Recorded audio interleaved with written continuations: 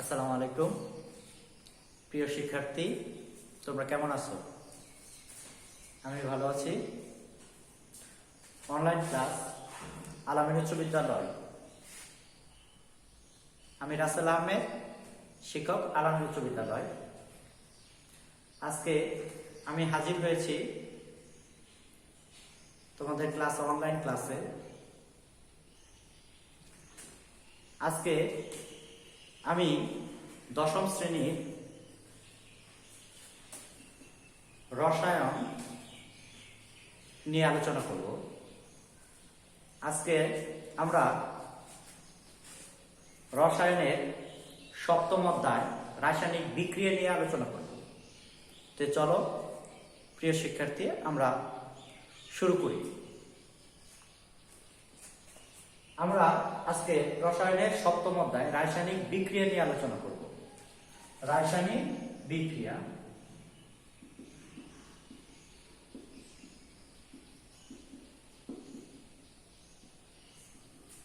রাসায়নিক বিক্রিয়া। এই রাসায়নিক বিক্রিয়াটা বোঝার জন্য আমাদের বুঝতে হবে পদার্থের পরিবর্তন। আমরা জানি পদার্থের পরিবর্তন হচ্ছে দুই ধরনের পরিবর্তন, একটা হচ্ছে ভৌত পরিবর্তন আর একটা হচ্ছে রাসায়নিক পরিবর্তন। ভৌত পরিবর্তন হচ্ছে যে পরিবর্তনের ফলে কোনো পদার্থ শুধুমাত্র তার অবস্থানের পরিবর্তন ঘটে, সেটা হচ্ছে ভৌত পরিবর্তন। আর রাসায়নিক পরিবর্তন হচ্ছে যে একটা পদার্থ থেকে সম্পূর্ণ ভিন্নধর্মী আরেকটা নতুন পদার্থ যদি তৈরি হয়, সেটাকে বলা হয় রাসায়নিক পরিবর্তন। একটা পদার্থ থেকে সম্পূর্ণ ভিন্নধর্মী আরেকটা নতুন পদার্থ তৈরি হবে, এটাকে বলা হয় রাসায়নিক পরিবর্তন। আমরা জানি রাসায়নিক পদার্থ হচ্ছে একাধিক মৌল দিয়ে গঠিত। রাসায়নিক পদার্থ, এই রাসায়নিক পদার্থ বিক্রিয়া করে নতুন ধরনের ভিন্নধর্মী পদার্থ তৈরি করে, সেটা এক বা একাধিক হতে পারে।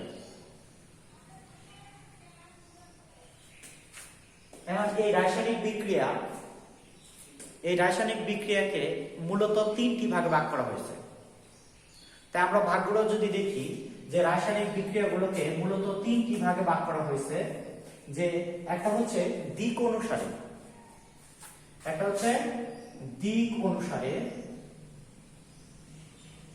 আর একটা হচ্ছে তাপের পরিবর্তন অনুসারে। তাপের পরিবর্তন অনুসারে। আর একটা হচ্ছে ইলেকট্রনের স্থানান্তরের উপর ভিত্তি করে।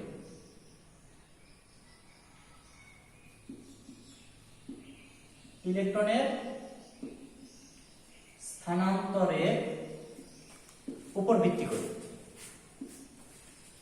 তাহলে রাসায়নিক বিক্রিয়া তিনটা ভাগে ভাগ করা হয়েছে। একটা হচ্ছে দিক অনুসারে, আরেকটা হচ্ছে তাপের পরিবর্তন অনুসারে, আরেকটা হচ্ছে ইলেকট্রনের স্থানান্তর অনুসারে। আমরা যদি দিক অনুসারে চিন্তা করি, তাহলে রাসায়নিক বিক্রিয়াটা দিক অনুসারে হচ্ছে দুই ধরনের। কয় ধরনের? হ্যাঁ, দুই ধরনের। একটা হচ্ছে একমুখী বিক্রিয়া, আর একটা হচ্ছে উভমুখী বিক্রিয়া।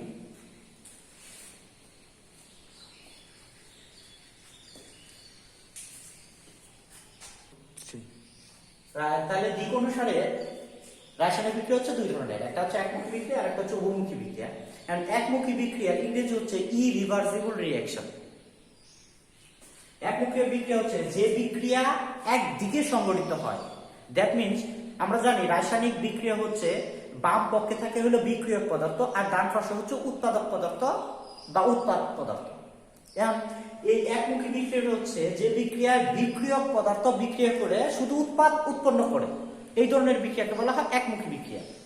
যদি আমরা উদাহরণ দিই, যে ক্যালসিয়াম কার্বনেট, এটাকে যদি আমি তাপ দেই, তাহলে ক্যালসিয়াম অক্সাইড আর কার্বন ডাই অক্সাইড উৎপন্ন করতেছে। কি উৎপন্ন করতেছে? ক্যালসিয়াম অক্সাইড এবং কার্বন ডাই অক্সাইড। এটা ক্যালসিয়াম কার্বনটা ভেঙে কার্বন ডাই অক্সাইড আর ক্যালসিয়াম অক্সাইড উৎপন্ন করতেছে। তার এই ধরনের বিক্রিয়াকে বলা হয় একমুখী বিক্রিয়া, অর্থাৎ একদিকে তীর চিহ্ন থাকে, সেটা হচ্ছে বাম থেকে ডান দিকে এই বিক্রিয়াটা সংঘটিত হয়। আর এই ধরনের বিক্রিয়াকে বলা হয় একমুখী বিক্রিয়া। আর দিক অনুসারে দ্বিতীয় নাম্বার যেটা আছে সেটা হচ্ছে উভমুখী বিক্রিয়া, যেটা ইংরেজি হচ্ছে রিভার্সিবল রিঅ্যাকশন। এই রিভার্সিবল রিঅ্যাকশনটা হচ্ছে যে বিক্রিয়া উভয় দিকেই সংঘটিত হয়, অর্থাৎ বিক্রিয়ক পদার্থ উৎপাদে পরিণত হয়, আবার উৎপাদ পদার্থ বিক্রিয়কে পরিণত হয়। এই ধরনের বিক্রিয়াকে বলা হয় উভমুখী বিক্রিয়া। আমরা যদি উভমুখী বিক্রিয়ার উদাহরণ দেই, আমরা উভমুখী বিক্রিয়ার যদি উদাহরণ দেই, হাইড্রোজেন প্লাস আয়োডিন উৎপন্ন করতেছে হাইড্রোজেন আয়োডাইড। তাহলে হাইড্রোজেন আর আয়োডিন বিক্রিয়া করে উৎপন্ন করতেছে হাইড্রোজেন আয়োডাইড। এই হাইড্রোজেন আয়োডাইড আবার পুনরায় ভেঙে হাইড্রোজেন এবং আয়োডিন উৎপন্ন করতে পারে, অর্থাৎ এই বিক্রিয়াটি বাম দিক থেকে ডান দিকে অগ্রসর হইতেছে, আবার ডান দিক থেকে বাম দিকে অগ্রসর হইতেছে। এই জন্য এই বিক্রিয়াকে বলা হয় উভমুখী বিক্রিয়া। তাহলে আমরা কি শিখলাম, যে রাসায়নিক বিক্রিয়া দিক অনুসারে হচ্ছে দুই ধরনের, একটা হচ্ছে একমুখী বিক্রিয়া আর একটা হচ্ছে উভমুখী বিক্রিয়া। তাহলে যে বিক্রিয়া উভয় দিকে সংঘটিত হয় সেই বিক্রিয়াকে বলা হয় উভমুখী বিক্রিয়া, আর যে বিক্রিয়া একদিকে সংঘটিত হয় সেই বিক্রিয়াকে বলা হয় একমুখী বিক্রিয়া। আর উভমুখী বিক্রিয়ায় উভয় দিকেই তীর চিহ্ন থাকে। এরপরে আমরা আসি রাসায়নিক বিক্রিয়া তাপের পরিবর্তন অনুসারে হচ্ছে দুই ধরনের। তাপের পরিবর্তন অনুসারেও রাসায়নিক বিক্রিয়া হচ্ছে দুই ধরনের। তাপের পরিবর্তন অনুসারে রাসায়নিক বিক্রিয়া হচ্ছে দুই ধরনের, একটা হচ্ছে তাপ উৎপাদী, একটা হচ্ছে তাপ উৎপাদী বিক্রিয়া, আর একটা হচ্ছে তাপ হারি বিক্রিয়া। তাপ হারি বিক্রিয়া এবং তাপ উৎপাদী বিক্রিয়া কি, যে বিক্রিয়ায় তাপ শক্তি উৎপন্ন করে, যে বিক্রিয়ায় তাপের উৎপন্ন করে সেই বিক্রিয়াকে বলা হয় তাপ উৎপাদী বিক্রিয়া। যদি আমরা উদাহরণ দিই, যেমন nitrogen plus hydrogen, nitrogen plus hydrogen এই বিক্রিয়া করে অ্যামোনিয়া উৎপন্ন করতেছে, অ্যামোনিয়া। নাইট্রোজেন আর হাইড্রোজেন বিক্রিয়া করে উৎপন্ন করতেছে অ্যামোনিয়া। এই অ্যামোনিয়া উৎপন্ন করার সাথে সে কিছু তাপ শক্তি উৎপন্ন করতেছে, এই জন্য এই বিক্রিয়াকে বলা হয় তাপ উৎপাদী বিক্রিয়া বা এক্সোথার্মিক রিঅ্যাকশন। নাইট্রোজেন এবং হাইড্রোজেন বিক্রিয়া করে উৎপন্ন করতেছে অ্যামোনিয়া, আর এই ধরনের বিক্রিয়াকে বলা হয় তাপ উৎপাদী বিক্রিয়া, অর্থাৎ যে বিক্রিয়ায় তাপ উৎপন্ন হয় সেই বিক্রিয়াকে বলা হয় তাপ উৎপাদী বিক্রিয়া। আরেকটা জিনিস মনে রাখতে হবে, তাপ উৎপাদী বিক্রিয়ার ক্ষেত্রে তাপের যে পরিবর্তন ডেলিসটা আমরা হিসেব করব, এই ডেলিসের মানটা হবে নেগেটিভ, অর্থাৎ ঋণাত্মক। এটা হচ্ছে তাপের পরিবর্তন। এই যে তাপের পরিবর্তন অর্থাৎ এই বিক্রিয়ক থেকে উৎপাদে পরিণত হইতেছে হওয়ার সময় এই বিক্রিয়ক কর্তৃক তাপ উৎপন্ন করতেছে। এই তাপের যদি আমরা হিসেব করি কত কিলোজুল তাপ শক্তি উৎপন্ন করতেছে, এই তাপের পরিবর্তনটা অবশ্যই নেগেটিভে আসবে, অর্থাৎ তাপ উৎপাদী বিক্রিয়ার ক্ষেত্রে ডেলএইচ এর মান ঋণাত্মক হয়। তাহলে আমরা কি শিখলাম, তাপ উৎপাদী বিক্রিয়া, যে বিক্রিয়া তাপ উৎপন্ন হয় সেই বিক্রিয়াকে বলা হয় তাপ উৎপাদী বিক্রিয়া। এখন এই নাইট্রোজেন আর হাইড্রোজেন বিক্রিয়া করে অ্যামোনিয়া উৎপন্ন করতেছে, এইখানে তাপমাত্রার প্রয়োজন আছে, এখানে আয়রন চূর্ণ প্রবাহকের উপস্থিতিতে এই বিক্রিয়াটি আসলে সংঘটিত হয়। এটা এক ধরনের উভমুখী বিক্রিয়া এবং তাপ উৎপাদী বিক্রিয়া। এরপরে যদি আমরা আসি তাপের পরিবর্তন অনুসারে হচ্ছে আরেকটা প্রকার আছে, সেটা হচ্ছে তাপ হারি বিক্রিয়া। তাপ হারি বিক্রিয়া কাকে বলে, যে বিক্রিয়ায় তাপের শোষণ ঘটে, যে বিক্রিয়ায় তাপের শোষণ ঘটে তাকে বলা হয় তাপ হারি বিক্রিয়া। যদি আমরা উদাহরণে চলে আসি, তাপ হারি বিক্রিয়া হচ্ছে যে বিক্রিয়ায় তাপের শোষণ ঘটে তাকে বলা হয় তাপ হারি বিক্রিয়া। উদাহরণ যদি দেই, যেমন নাইট্রোজেন আর অক্সিজেন বিক্রিয়া করে উৎপন্ন করতেছে নাইট্রিক অক্সাইড, নাইট্রিক অক্সাইড। এখন এই নাইট্রোজেন আর অক্সিজেন বিক্রিয়া করে উৎপন্ন করতেছে নাইট্রিক অক্সাইড। এই বিক্রিয়া করার সময় বিক্রিয়া কর্তৃক তাপ শোষিত হয়, অর্থাৎ বিক্রিয়া করার সময় তার তাপের প্রয়োজন হয়, অর্থাৎ সে পরিবেশ থেকে তাপটা শোষণ করে। এই জন্য এই বিক্রিয়াকে বলা হয় তাপ হারি বিক্রিয়া, অর্থাৎ যে বিক্রিয়ায় তাপের শোষণ ঘটে তাকে বলা হয় তাপ হারি বিক্রিয়া। এরপরে রাসায়নিক বিক্রিয়া ইলেকট্রনের স্থানান্তর অনুসারেও দুই প্রকার। একটা হচ্ছে তাহলে ইলেকট্রনের স্থানান্তর অনুসারে রাসায়নিক বিক্রিয়া হচ্ছে দুই ধরনের। একটা হচ্ছে রেডক্স বিক্রিয়া আর একটা হচ্ছে নন রেডক্স বিক্রিয়া। একটা হচ্ছে রেডক্স বিক্রিয়া আর একটা হচ্ছে নন রেডক্স বিক্রিয়া। এখন এই রেডক্স এর ফুল মিনিংটা যদি আমি করি রেডক্স, তাহলে ইলেকট্রনের স্থানান্তর অনুসারে রাসায়নিক বিক্রিয়া হচ্ছে দুই ধরনের। একটা হচ্ছে রেডক্স বিক্রিয়া আর একটা হচ্ছে নন রেডক্স বিক্রিয়া। রেডক্স বিক্রিয়াটা হচ্ছে এই রেডক্স বিক্রিয়াটার কথাটা আসছে হলো দুইটা ওয়ার্ড থেকে, একটা হচ্ছে রেড আর একটা হচ্ছে অক্স থেকে।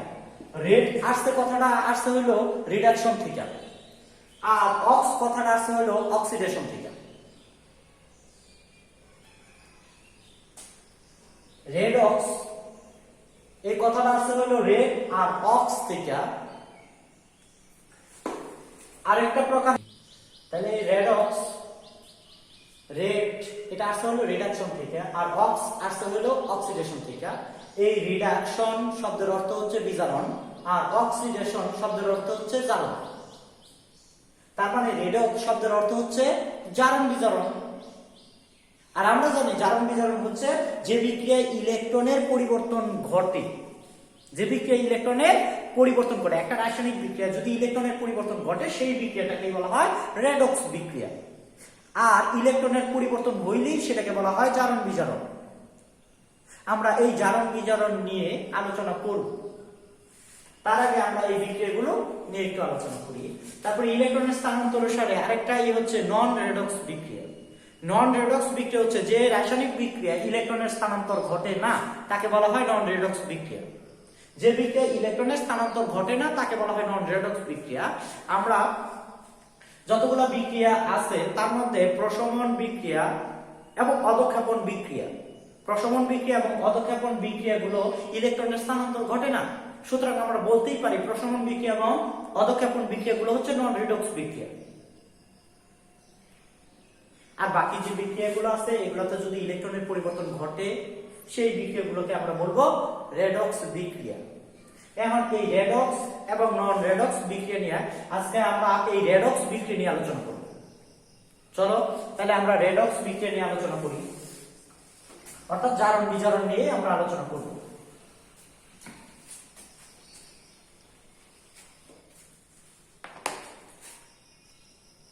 আমি একটা বিক্রিয়া লিখতেছি, zinc plus copper sulphate, zinc sulphate plus copper. এই বিক্রিয়াটা একটু খেয়াল করো সবাই। এই বিক্রিয়ার ক্ষেত্রে জিঙ্ক কপারকে সরাইয়া জিঙ্ক কপারের স্থানে দখল করছে এবং কপার অন্যত্র চলে গেছে। এই বিক্রিয়াকে বলা হয় প্রতিস্থাপন বিক্রিয়া। প্রতিস্থাপন বিক্রিয়া কি? প্রতিস্থাপন বিক্রিয়া হচ্ছে কোনো একটা রাসায়নিক বিক্রিয়ায় কোনো একটা মৌল অন্য কোনো যৌগ হতে যৌগের কোনো মৌলকে সরাইয়া নিজে ওই স্থান দখল করে এবং নতুন একটা যৌগ উৎপন্ন করে। এই ধরনের বিক্রিয়াকে বলা হয় প্রতিস্থাপন বিক্রিয়া। জিঙ্ক কপারে সরাই দিছে, আগে ছিল জিঙ্ক কপার সালফেট, আর এখন জিঙ্ক তার জায়গায় কপারের জায়গায় বৈশা এখন নতুন যৌগ উৎপন্ন করছে, সেটা হচ্ছে জিঙ্ক সালফেট। এই ধরনের বিক্রিয়াকে বলা হয় আমরা জানি প্রতিস্থাপন বিক্রিয়া। এবং এই রাসায়নিক বিক্রিয়ায় ইলেকট্রনের পরিবর্তন ঘটছে, এই জন্য এই বিক্রিয়াকে বলা হয় রেডক্স বিক্রিয়া, অর্থাৎ জারণ বিজারণ বিক্রিয়া। এবং জারণ মানে হচ্ছে ইলেকট্রন ত্যাগ করা, বিজারণ মানে হচ্ছে ইলেকট্রন গ্রহণ করা। জারণ কার ঘটে? যার সর্ববহিষ্ঠ শক্তি স্তরে ইলেকট্রন সংখ্যা 1 2 3 এরকম আছে, তারা কি করে? ইলেকট্রন ত্যাগ করে। আর ইলেকট্রন ত্যাগ করে সে ধনাত্মক আয়নে পরিণত হয়, এই জন্য তাদেরকে বলা হয়, এই জন্য তারা হচ্ছে জারণ। আমরা যদি এই বিক্রিয়াটা নিয়ে একটু বিশ্লেষণ করি, জারণ বিজারণ। এখন জিঙ্কের জারণ মান 0। এখন জারণ মান কি?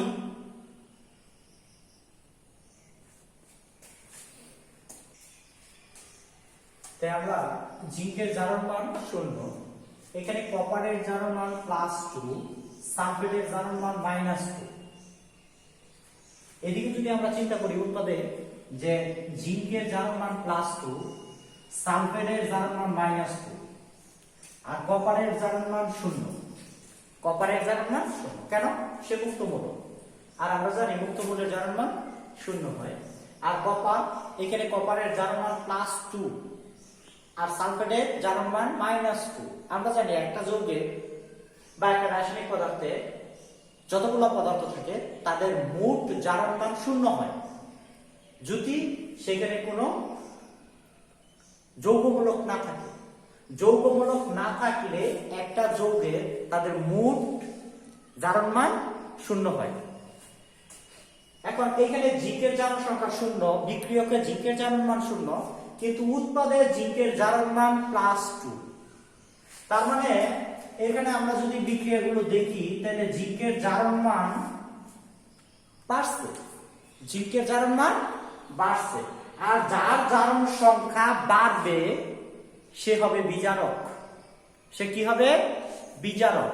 তাহলে জিঙ্কের জারণ মান ছিল এখানে 0 আর এখানে হয়েছে +2, তার মানে বাড়ছে, এই জন্য জিঙ্ক হচ্ছে এখানে বিজারক।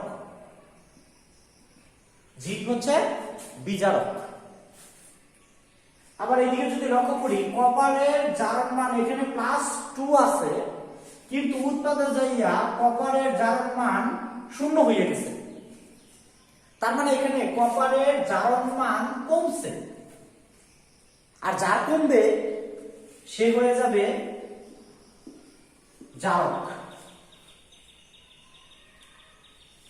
লক্ষ্য করো সবাই, সালফেট SO4, এই সালফেট জারণ মান এখানে -2 ছিল, উৎপাদে যাইয়া SO4 অর্থাৎ সালফেটের কোনো জারণ সংখ্যার কোনো পরিবর্তন হয় নাই। যদি একটা যৌগে কোনো জারণ সংখ্যা পরিবর্তন না হয় তাকে বলা হয় দর্শক আয়ন বা স্পেকটেটর। তার মানে এখানে সালফেট দর্শক আয়ন, অর্থাৎ এখানে জিঙ্ক হচ্ছে বিজারক, কপার হচ্ছে জারক, আর সালফেটটা হচ্ছে দর্শক আয়ন। অর্থাৎ সে কিছু করতেছে না, সে শুধু দেখতেছে। এখন আমরা যদি বলি যে জারণ অর্ধক্রিয়া,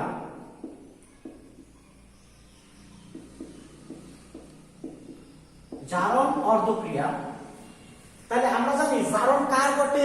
বিজারকের ঘটে। কার ঘটে? বিজারকের ঘটে।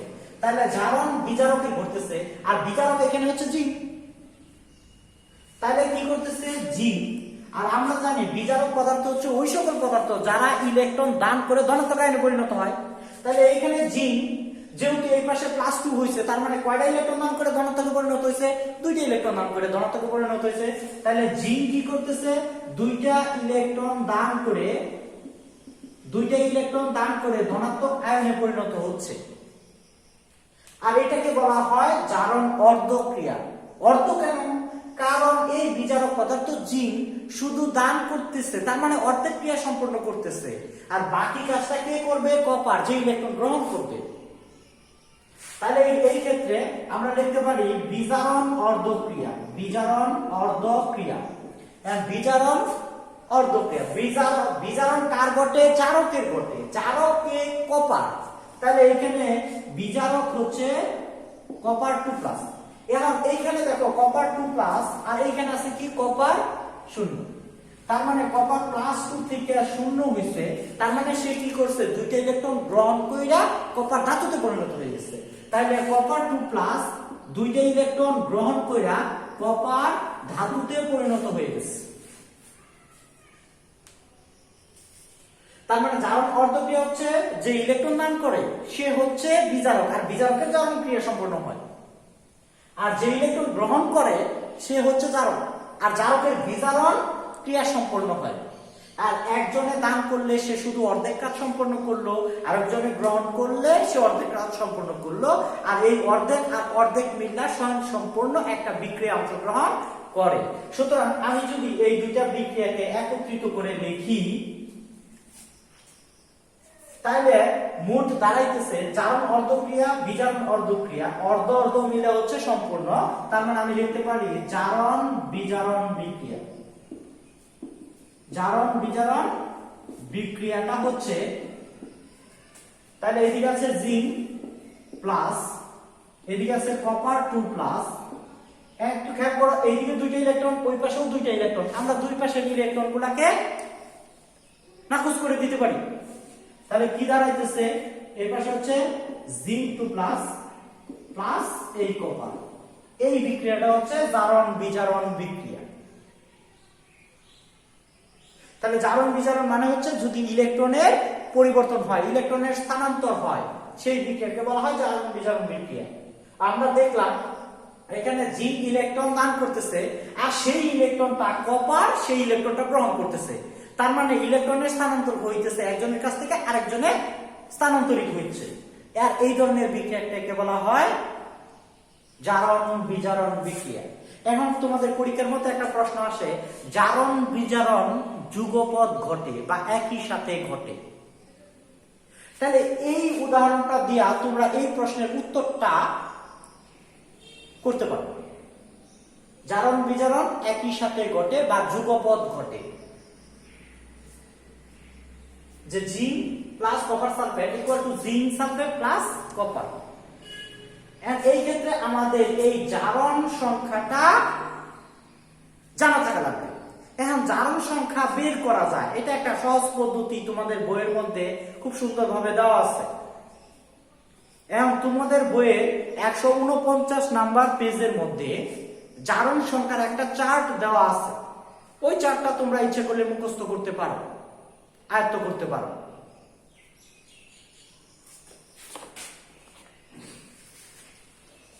এখন আমি তোমাদের একটা জারণ সংখ্যা কিভাবে নির্ণয় করে সেটা আজকে আমরা দেখাবো। যেমন আমি একটা রাসায়নিক পদার্থ লিখতেছি H2SO4 সালফিউরিক অ্যাসিড। আমরা জানি যে এই সালফিউরিক অ্যাসিডে হাইড্রোজেনের জারণ সংখ্যা +1, অক্সিজেনের জারণ সংখ্যা -2। এখন যদি আমি বলি যে হাইড্রোজেনের জারণ সংখ্যা +1, অক্সিজেনের জারণ সংখ্যা -2, এখন আমাকে যদি বলতে বলা হয় যে সালফারের জারণ সংখ্যা কত, কার জারণ সংখ্যা, সালফারের জারণ সংখ্যা কত, তাহলে আমি এই রাসায়নিক পদার্থ থেকে অর্থাৎ সালফিউরিক অ্যাসিড থেকে সালফারের জারণ সংখ্যা বের করব। তো চলো আমরা সালফারের জারণ সংখ্যা বের করি। এখন সালফারের জারণ সংখ্যা আমি জানি না কত, তা আমি ধরে নিতে পারি। চলো মনে করি সালফারের জারণ সংখ্যা সমান x। আমি সালফারের জারণ সংখ্যা কত ধরলাম, x। আমরা জানি একটা যৌগে বা একটা রাসায়নিক পদার্থের মধ্যে যতগুলো পদার্থ থাকে তাদের মোট জারণ সংখ্যা 0 হয় যদি সেটা যৌগমূলক না হয়। তাহলে এটা যৌগমূলক না, সুতরাং এগুলো সবগুলা জারণ সংখ্যার মান কি হবে, 0 হবে। তো হাইড্রোজেনের জারণ সংখ্যা +1, হাইড্রোজেন কয়টা ছিল, এখানে 2টা, এই জন্য +2 এর সাথে 2 গুণ পরে একটা মৌল থেকে আরেকটা মৌলের দিকে গেলে প্লাস দিতে হয়, এটা নিয়ম। সালফারের জারণ সংখ্যা কত, x ধরে নিছি, আমরা জানি না, বের করব। প্লাস অক্সিজেনের জারণ সংখ্যা -2 ইনটু অক্সিজেন কয়টা আছে, 4টা, তাদের মোট জারণ সংখ্যা কত হবে, 0 হবে। তো ক্যালকুলেশন করে এখান থেকে আমরা x এর মানটা বের করব। 2 প্লাস x মাইনাস 4 দুগুণে 8 ইজ ইকুয়াল টু 0 বা x মাইনাস 6 ইকুয়াল টু 0 বা x ইজ ইকুয়াল টু হচ্ছে প্লাসের 6। তার মানে x আমি কারে ধরছি, সালফার, সুতরাং সালফারের জারণ সংখ্যা +6। অতএব সালফারের জারণ সংখ্যা +6। প্রিয় শিক্ষার্থী, তোমরা এভাবে কোন রাসায়নিক পদার্থের কোন একটা মৌলের জারণ সংখ্যা নির্ণয় করতে পারো। তোমরা চেষ্টা করো, আমি একটা যৌগ দিতেছি, এখানে জারণ সংখ্যা নির্ণয় করবা।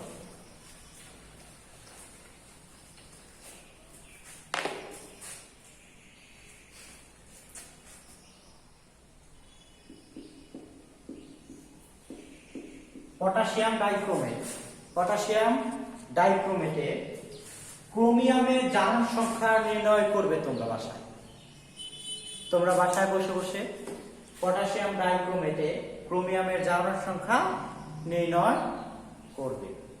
যেখানে বলা হয়েছে পটাশিয়ামের জারণ সংখ্যা +1 এবং অক্সিজেনের জারণ সংখ্যা -2, তাহলে আমাদের নির্ণয় করতে হবে কি ক্রোমিয়ামের জারণ সংখ্যা কত।